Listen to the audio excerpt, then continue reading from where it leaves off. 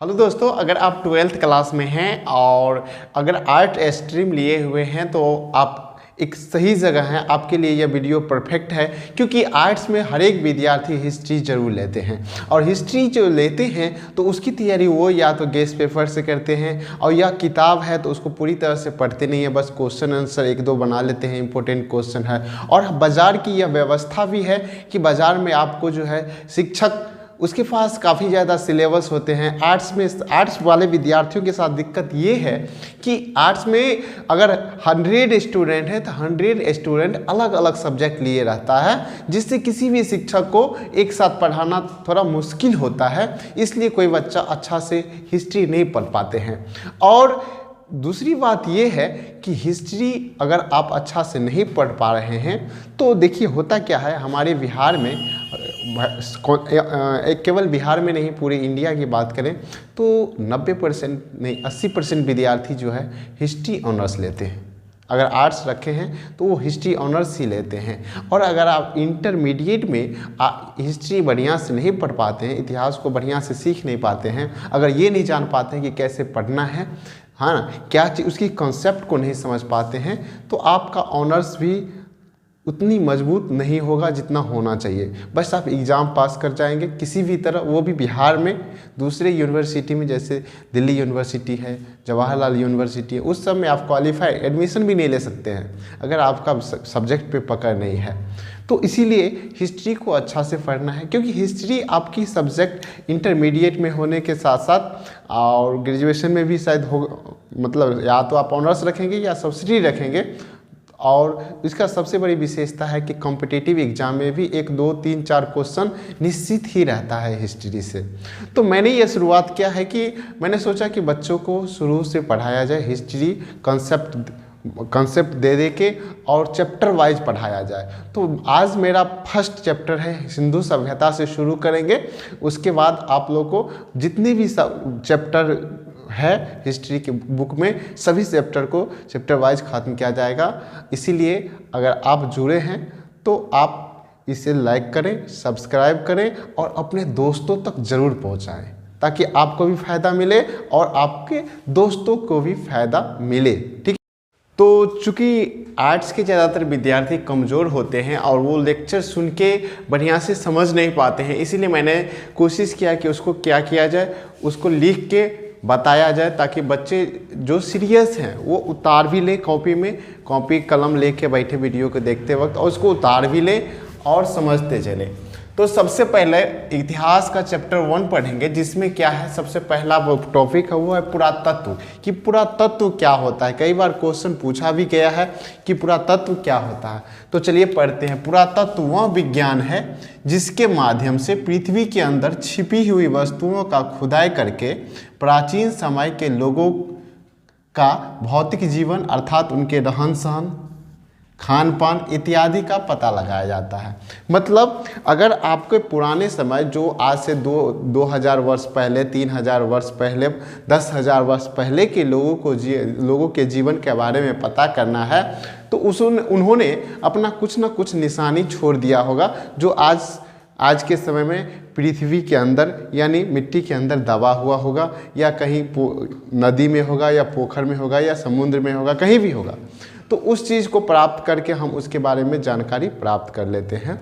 तो पुरातत्व वही विज्ञान है कि पृथ्वी के अंदर छिपी हुई वस्तुओं को खोद कर निकाला जाता है, उत्खनन करके निकाला जाता है और प्राचीन लोगों के जीवन के बारे में जानकारी प्राप्त किया जाता है, उसके खान पान का पता लगाया जाता है, उसके रहन सहन का पता लगाया जाता है।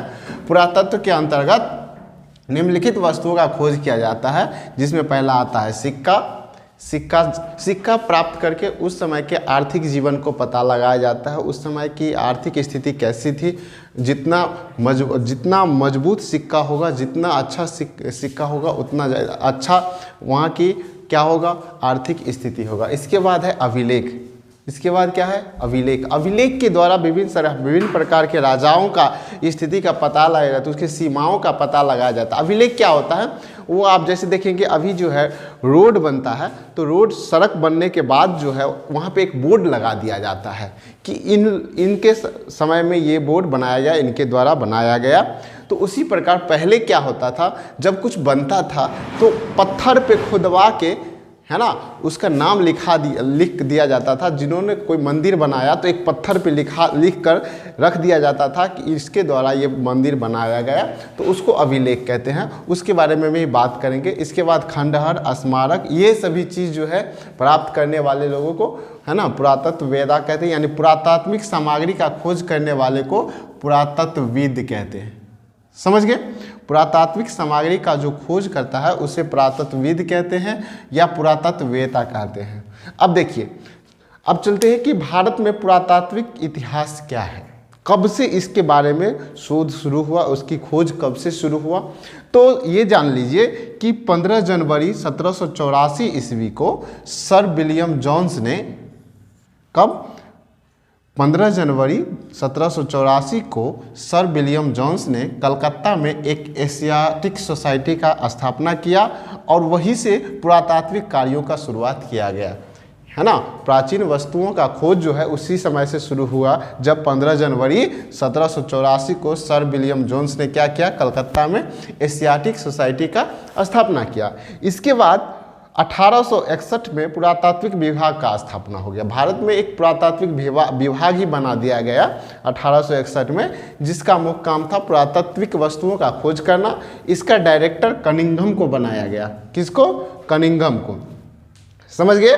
इसके बाद 1902 में सर जॉन मार्शल को पुरातत्व विभाग का डायरेक्टर बनाया गया। किसको? सर जॉन मार्शल को, है ना, पुरातत्व विभाग का डायरेक्टर बनाया गया। और सबसे बड़ी बात यह बात उल्लेखनीय है कि सर जॉन मार्शल के समय में ही, समझ गए ना, सर जॉन मार्शल के समय में ही 1921 में दयाराम साहनी ने समस्त विश्व के समक्ष एक नवीन सभ्यता, सिंधु घाटी की सभ्यता, है ना, सबसे बड़ी सभ्यता सिंधु घाटी की सभ्यता को उजागर किया। किसके समय में? सर जॉन मार्शल के समय में। यानी जब पुरातत्व विभाग का डायरेक्टर सर जॉन मार्शल था, उसी के समय में 1921 में दयाराम साहनी ने क्या किया, समस्त विश्व के समक्ष, ठीक है, सिंधु घाटी सभ्यता को उजागर किया। अब हम पढ़ेंगे सिंधु घाटी सभ्यता क्या है। देखिए, तो आगे बढ़ते हैं। यह उल्लेखनीय है कि 1826 में सबसे पहले हड़प्पा टीले का उल्लेख चार्ल्स मैसन द्वारा किया गया था। बल्कि इसका खुदाई 1921 में हुआ, लेकिन इसका सबसे पहला जो है जानकारी दिया गया, है ना, किसके द्वारा? चार्ल्स मैसन द्वारा 1826 में। ठीक है। तथा 1856 में कराची से लाहौर तक जब रेल लाइन बिछाया जा रहा था, तभी इसका कुछ अवशेष प्राप्त हुआ था। समझ गए। तो ये रहा आपको पुरातात्विक इतिहास की बात। अब हम पढ़ेंगे हड़प्पा सभ्यता कि हड़प्पा सभ्यता क्या होता है।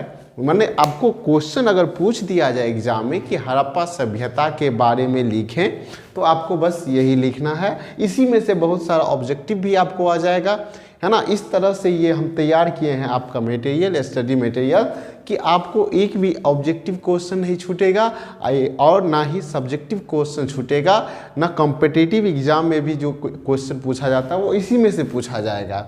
इसीलिए आप इसको कॉपी में नोट करते चलें। ठीक है। तो हम सबसे पहले पढ़ते हैं हड़प्पा सभ्यता।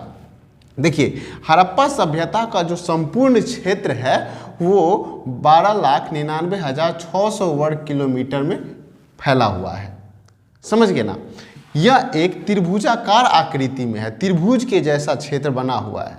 इस सभ्यता के अंतर्गत पंजाब, ठीक है, सिंध, बलूचिस्तान का भाग ही नहीं बल्कि गुजरात भी आता है, राजस्थान भी आता है, हरियाणा और पश्चिमी उत्तर प्रदेश, इतने सारे क्षेत्रों को, और धीरे धीरे यह क्षेत्र बढ़ता ही जा रहा है। समझ गए। तो इतने सिंध, बलूचिस्तान, है ना, गुजरात, राजस्थान, हरियाणा और पश्चिमी उत्तर प्रदेश, इतने सारे क्षेत्रों को मिलाकर क्या कहा जाता है? हड़प्पा सभ्यता कहा जाता है। हम कह सकते हैं कि यह क्षेत्र पाकिस्तान से बड़ा तो है ही, ये सिंधु सभ्यता जो है यानी हड़प्पा सभ्यता जो है ये इतना बड़ा क्षेत्र है कि पाकिस्तान से बड़ा तो है ही, लेकिन प्राचीन मिस्र की जो सभ्यता है और मेसोपोटामिया का जो सभ्यता है उस सबसे भी बड़ा है। अभी तक लगभग 1000 स्थलों का खोज हो चुका है। समझ गए? अभी तक हड़प्पा सभ्यता के अंतर्गत 1000 स्थलों का पता लग चुका है, जिसमें मात्र आधे दर्जन को ही नगर की संज्ञा दी गई है। वैसे भी नगर की संख्या कम ही होता है ना, गांव ज़्यादा है लेकिन नगर बहुत कम होते हैं। 1000 गांव पे एक नगर होता है। उसी प्रकार यहाँ पे 1000 स्थलों का पता लग चुका है, लेकिन जिसमें मात्र सिर्फ 6 अभी तक 6 ही स्थल को नगर की संज्ञा दी गई है, जिसमें पहला आता है हड़प्पा। हड़प्पा जो है यह क्षेत्र सबसे पहले खोजा गया और यह क्षेत्र पाकिस्तान के पंजाब प्रांत में है। ये क्षेत्र भारत में नहीं पड़ता है, पाकिस्तान में पड़ता है। अब पहले भारत में ही था, अब लेकिन पाकिस्तान में पड़ता है और पाकिस्तान के पंजाब प्रांत में, ठीक है, जो रावी नदी के तट पर स्थित है। देखिए ये क्वेश्चन बार बार आपको पूछा जाता है कि हड़प्पा, लोग समझता है कि हड़प्पा सभ्यता और सिंधु सभ्यता एक ही है, समझ गए ना। लेकिन तो उसमें अगर पूछ दिया जाता है कि हड़प्पा किस नदी के किनारे स्थित है, तो आप में से बहुत सारे बच्चे कह देते हैं कि सिंधु नदी के किनारे, लेकिन ऐसा नहीं। हड़प्पा जो है रावी नदी के तट पर स्थित है, समझ गए ना। तो ये रावी नदी के तट पर, इसका खोज दयाराम साहनी ने 1921 में किया था। इसके बाद है मोहनजोदड़ो। मोहनजोदड़ो यह क्षेत्र पाकिस्तान के सिंध प्रांत में है। ये पंजाब प्रांत में था लेकिन ये सिंध प्रांत में, ये भी पाकिस्तान में ही है। यह जो सिंधु नदी के, देखिए ये मोहनजोदड़ो जो है ये सिंधु नदी के तट पर है। हड़प्पा रावी नदी के तट पर और मोहनजोदड़ो सिंधु नदी के तट पर स्थित है। इसका खोज राखाल दास बनर्जी ने 1922 में, जस्ट इसके 1 साल बाद, पहले 1921 में हड़प्पा और 1922 में मोहनजोदड़ो, ठीक है। ये इस चीज़ को याद रखिएगा। बहुत सा बिहार बोर्ड में बहुत ज़्यादा क्वेश्चन बहुत बार पूछा गया है कि मोहनजोदड़ो का अर्थ क्या होता है। तो याद रखिएगा कि मोहनजोदड़ो का अर्थ होता है प्रेतों का टीला। मोहनजोदड़ो का अर्थ होता है प्रेतों का टीला, समझ। अगला क्षेत्र आता है चहुंद्रो। चहुंद्रो क्या है? यह जो है पाकिस्तान के सिंध में सिंधु नदी के किनारे स्थित है, ठीक है। इसका खोज NG मजूमदार ने 1931 में किया था। ये चहुंद्रो की बात कर रहे हैं।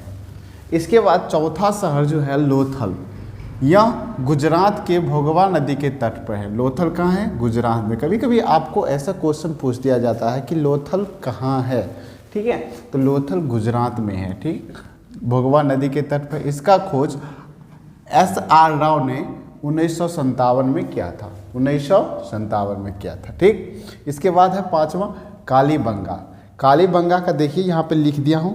कालीबंगा का अर्थ होता है काले रंग की चूड़ियाँ, ठीक। कालीबंगा यह जो शहर है यह राजस्थान में पड़ता है, जो सरस्वती नदी के किनारे, जो कि अब सूख चुका है, ठीक है। ये सरस्वती नदी जो है वो सूख चुकी है, के किनारे स्थित है। इसका खोज ब्रजवासी लालदास 1953 में किया था, ठीक है। इसके बाद है बनवाली। बनवाली यह हरियाणा के अंतर्गत आता है। बनवाली जो है हरियाणा क्षेत्र में पड़ता है। यह भी सरस्वती नदी के किनारे है। इसका खोज रविंद्र सिंह बिष्ट ने 1973 में किया था, समझ गए। इसके बाद है, इसके अतिरिक्त भी कुछ, जैसे सूतकांगेडोर जो बलूचिस्तान में है, रंगपुर जो गुजरात में है, सूतकोतरा जो गुजरात में है, ये सब प्रमुख क्षेत्र है हड़प्पा सभ्यता के, और इसी सब के ऊपर क्वेश्चन ज़्यादातर पूछा जाता है, समझ गए ना। एक बात याद रखेंगे आप लोग, हड़प्पा सभ्यता को कांस युग की सभ्यता भी कहते हैं। हड़प्पा सभ्यता को कांस युग की सभ्यता भी कहते हैं, ठीक। कालीबंगा का अर्थ काले रंग की चूड़ियाँ है, ठीक, समझ गए। तो इस तरह से आपको अब जो हम अगला क्वेश्चन पढ़ेंगे उसमें पढ़ेंगे कि हड़प्पा सभ्यता को सिंधु घाटी सभ्यता को हड़प्पा सभ्यता क्यों कहा जाता है, इसके बारे में पढ़ेंगे, ठीक है। क्या होता है, कभी कभी आपको पूछ दिया जाता है कि सिंधु घाटी सभ्यता को हड़प्पा सभ्यता क्यों कहते हैं, ठीक है। तो ऐसे स्थिति में आपको क्या करना है, अच्छा से जवाब देना है कि शुरुआत में विद्वानों ने इसे सिंधु घाटी सभ्यता कहना पसंद करते थे। ठीक है, शुरुआत में इसे क्या कहते थे, सिंधु घाटी सभ्यता, समझ गए। लेकिन हुआ क्या, क्योंकि बहुत सारी बस्तियां जो है सिंधु घाटी और उसके सहायक नदी के मैदान में पाई गई थी, समझ गए ना।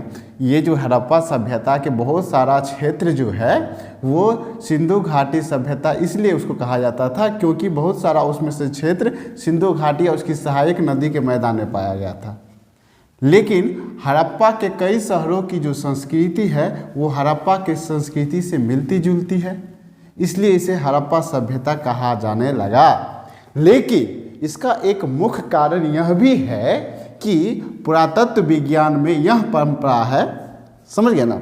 इसका मुख्य कारण ये है कि पुरातत्व विज्ञान जो होता है उसमें एक परंपरा है। क्या परंपरा है कि जब किसी प्राचीन संस्कृति का वर्णन किया जाता है, जब किसी प्राचीन संस्कृति का वर्णन किया जाता है तो उस स्थान के आधुनिक नाम पर उसका नाम रखा जाता है, जहाँ सबसे पहले उसके अस्तित्व का पता चलता है, समझ गए। जहाँ सबसे पहले उसके अस्तित्व का पता चलता है उसी के नाम पर उस पूरा संस्कृति का नाम रखा जाता है। इसीलिए सिंधु घाटी सभ्यता को हम हड़प्पा सभ्यता भी कहते हैं, समझ गए। अब हम इसके आगे जानने का प्रयास करते हैं कि उसके आगे क्या क्या हुआ, ठीक है।